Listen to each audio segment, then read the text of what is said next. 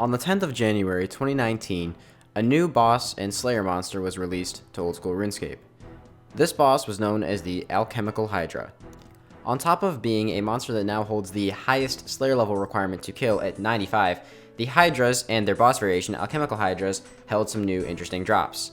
Now obviously we're here for the Alchemical Hydra, which the main two drops that we're interested in seeing are the Hydra's Claw, which can be combined with a Zamorakian Hasta to make a Dragon Hunter Lance, and the Hydra Leather, which can be turned into the new best-in-slot melee gloves known as Ferocious Gloves.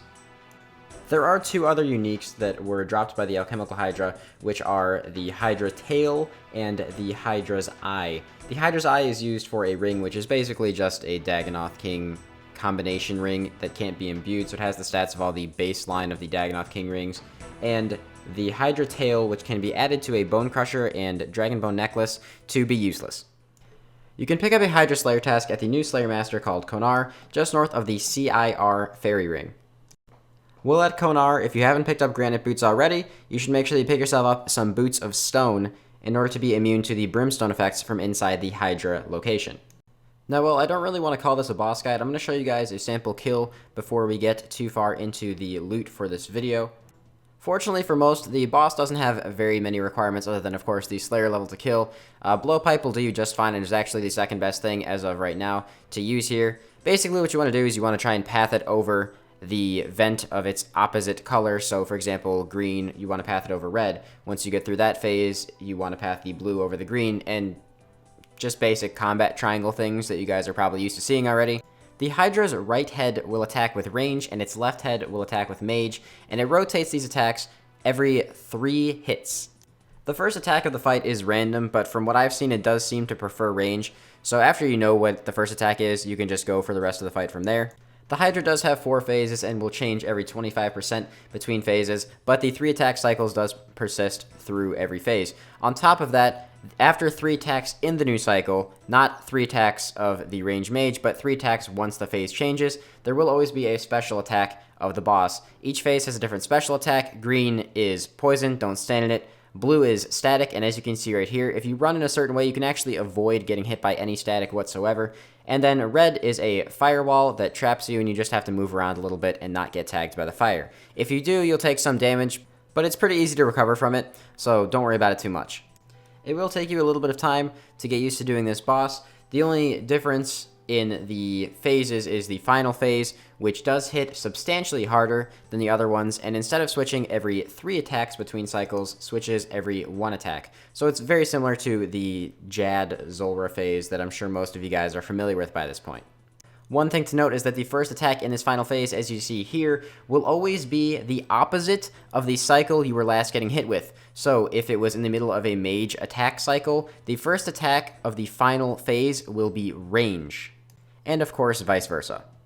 If your phases persist too long, you will start to experience multiple of these special attacks, and if you have the Hydra on the wrong color of pool, it will get a bit stronger, but honestly, if you're praying properly, this should never be a problem, and if you're just aware of your surroundings, then you shouldn't really be taking too much damage from the specials. This boss, like I said, is a Slayer boss, and is fairly straightforward, and it gives you a lot of Slayer XP because of its HP.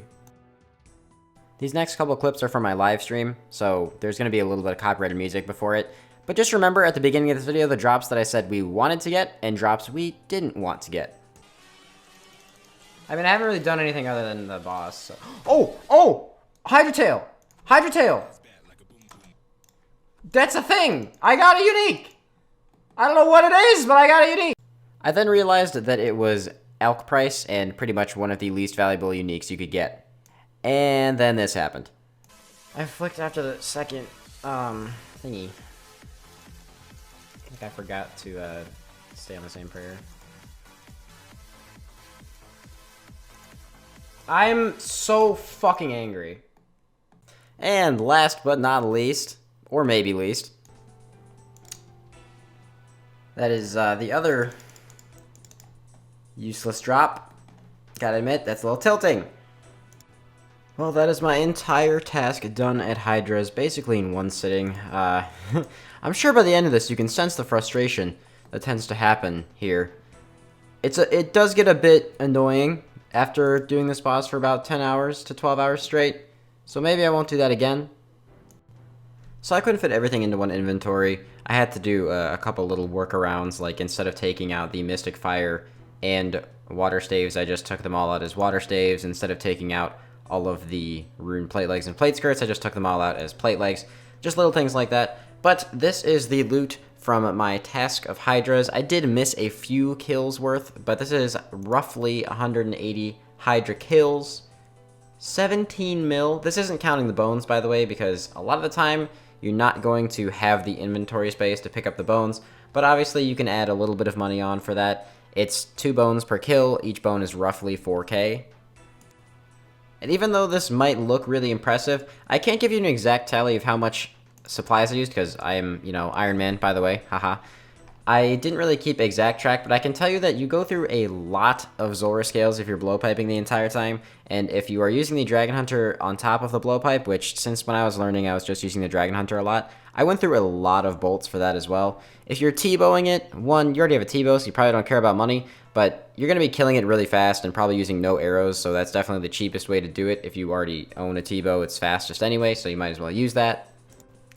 But this task is really, really expensive to do cost-wise.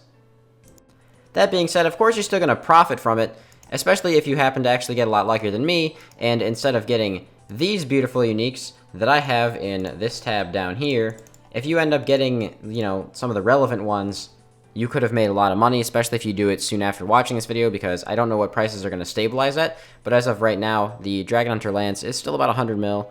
It's probably going to go down very, very quickly, since this boss does have a lot of alchables and whatnot on his drop table, and will be profit no matter what.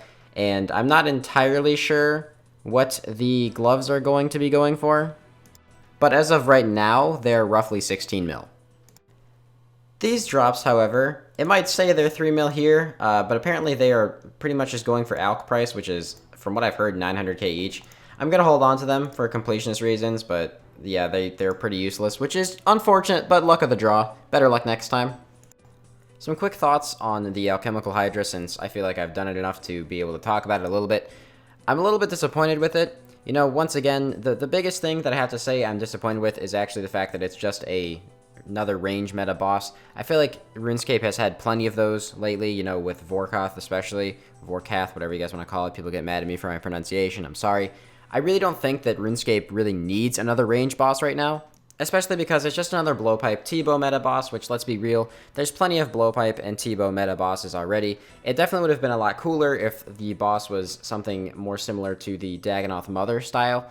But that being said, I do like the fact that it's not just a boring Kraken Slayer boss. You actually have to move around a little bit and do stuff, even though once you've done it a few times, it actually does become kind of like clockwork and fairly easy to do. Drop table wise, it is pretty good for a Slayer boss.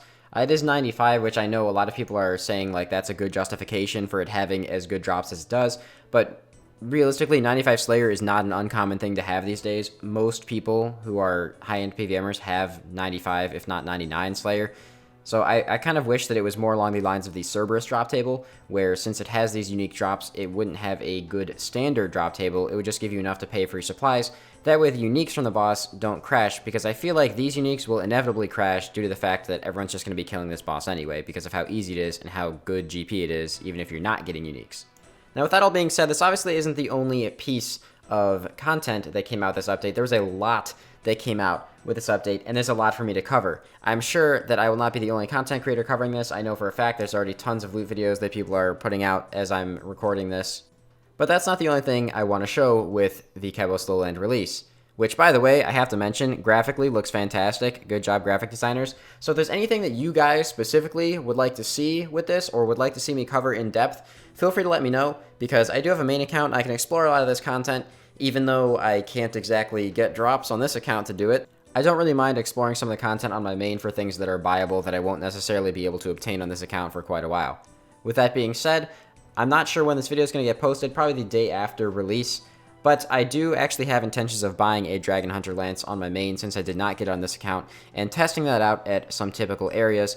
The places I was thinking of testing it will probably be at Vork, at Raids, because it does apply to the Olm Hand, and probably also at Rune Dragons, since that is the place that I can, or the 3 places I can see it actually maintaining a decent amount of use. Sorry for the bit of a ramble, but I'll just cut right to it. I'll see you guys in the Dragon Hunter Lance video that will probably be posted on the same day as this one. And like I said, leave some comments about what you want to see.